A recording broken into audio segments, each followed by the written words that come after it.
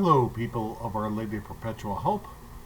This is your pastor with this week's installment of Flock Notes, and I'm here in my office, and I'm already gearing up for our Catholic Night at the Padre game, wearing my Padre shirt, getting ready for that.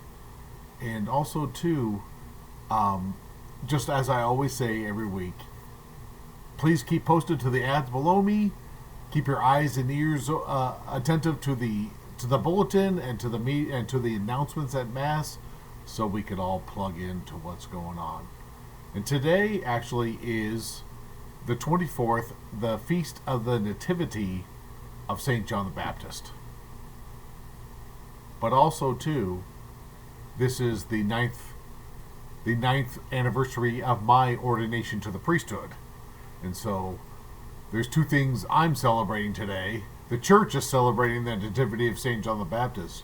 I'm celebrating that as well as my ninth anniversary, and it's been quite a ride, I tell you. I've been through a lot personally. We as a church have been through a lot in these 9 years, but this made us all the better to take this step forward. And so, what we're going to hear at Mass, first of all, let's talk about some things. I want to tell you about some things coming up and say some other things before we talk about what we're going to hear in Mass. And so, first of all, we just had our gala this past Saturday. Thank you for all that attended. I think it was a good time for everybody that was there. It was a good time for our parish to come together and have a good time as people of the parish of Our Lady of Perpetual Help. And also, too, that we had congratulations to the people that won the raffle prizes. Thank you to those who bid on the auction prizes, and like I said, all of this will go towards I'm getting new lighting in the church, and so this will go towards all of that. And so thank you for that, and also thank you for your generous hearts. When Bishop John Stowe was here giving his missionary appeal, you all responded greatly to this. And he even said, when we gave him a total, when he was leaving, he says, I never got anything like this from any parish. Thank you. And so he was very thankful as well, and thankful to all of you in your hearts that we're supporting the people of his diocese. So another thing that's coming up too is what's known as the Catholic Mythbusters. It's our summer series for those who might be interested in going into OCIA, but it's also for those who are already have all their sacraments that maybe have some questions about things and some about what the church teaches about this, about that, yada yada. And so that will be coming up. The Catholic Mythbusters, it's called. And so it's beginning on Wednesday, July 9th, and they'll be weekly in the rooms below the Holy Family Center, room 3 in the lower level, beneath the Holy Family Center.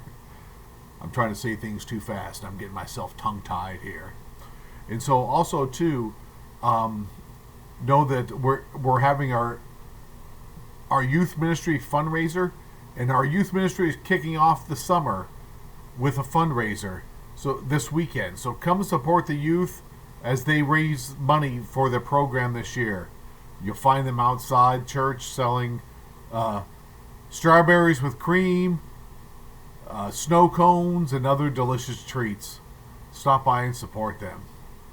And coming up too is our vacation Bible camp, Camp Chaos. And so that will be for kindergarten through 6th grade students, and that'll begin on July 21st, and it'll go through the 25th. And so registration is now open for that. We can contact Claire for more details if we need. And we also have a middle school game night. So middle school students join us to play. Now, I've never played this, but from what I understand, they all love it. Gaga Ball, along with game night on Monday. on Monday, June 30th at 6 p.m. here at OLPH. And so, and there's also more information for middle school students of stuff going on that we can see in the bulletin, on the flock notes, and all this stuff. And so, with that, I want to talk a little bit about what we're going to hear in the readings this weekend. And so in the readings, we're celebrating the solemnity of Saints Peter and Paul, and we're going to hear in the first reading from the Acts of the Apostles, and I should say, in the second reading, we're going to hear from the book of Timothy.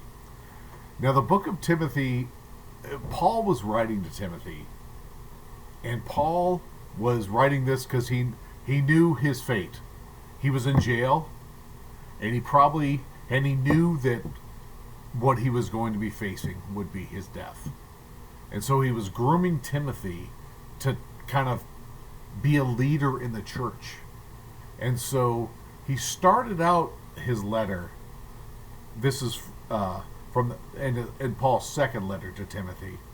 He started out this portion of the reading by saying, I, Paul, am already being poured out like a libation, and the time of my departure is at hand. I've competed well. I've finished the race. I've kept the faith.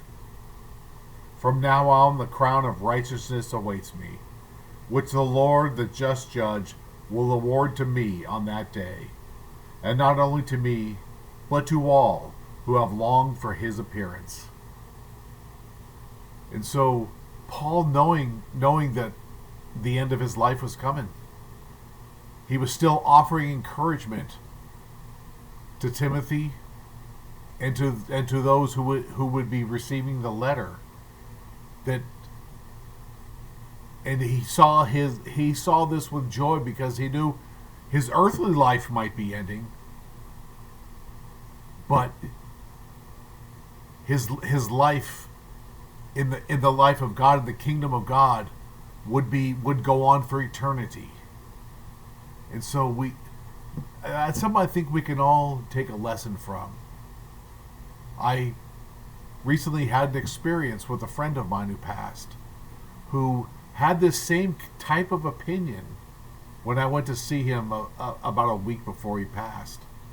Who was very upbeat. He had accepted what was going on, and I even told him. After I left, I texted him and I said, "Your attitude in this whole thing is very encouraging to all of us. So thank you for that." And so we see that same thing coming from Paul in the readings, where like I said, he knows his fate, but even still, he's looking forward to the glory that awaits him, the glory in the kingdom of God. And then we're also going to hear in the second reading, or I should say in the gospel, I'm getting myself all confused. The gospel. We're going to hear from Matthew's gospel this weekend. And we're going to hear that great confession of Peter, and then Peter being called by Jesus to be the first pope. Because Jesus was asking the disciples that were there, who do you say that I am? And there were some that said, you're John the Baptist, others Elijah, still others Jeremiah or one of the prophets. But Peter said to him, you are the Christ, the Son of the living God. And through that answer, which seems simple to us, but was a great confession of Peter, Jesus said, you didn't receive this knowledge on your own. You received it from my Father. And you are Peter, and upon this rock I will build my church. And the gates of the netherworld shall not prevail against it. And so, in that moment, Jesus was telling Peter that you will be the leader of my people. And this church that was formed at that from that point forward, he was going to be known to be the leader. And as I've said many times before, Jesus follows that up with, and the gates of the netherworld shall not prevail against it. And oftentimes we have this image of kind of, we're over in the church, we're kind of battening down the door so all the evil from the outside doesn't get in. But what this gospel is telling us is that it's that the gates of the netherworld will not prevail against us. It's not that the evil's trying to get in, which it is, but that's not the great battle. The great battle is us kicking down the gates of hell and setting people free with the gospel. Setting people free with the message of salvation, to let them know that they are sons and daughters of God and they have been set apart for greatness. And that greatness is not only for this world, but for eternity. So with that, I want to say I hope you all have had a great week, and I hope to see you all in Mass on Sunday.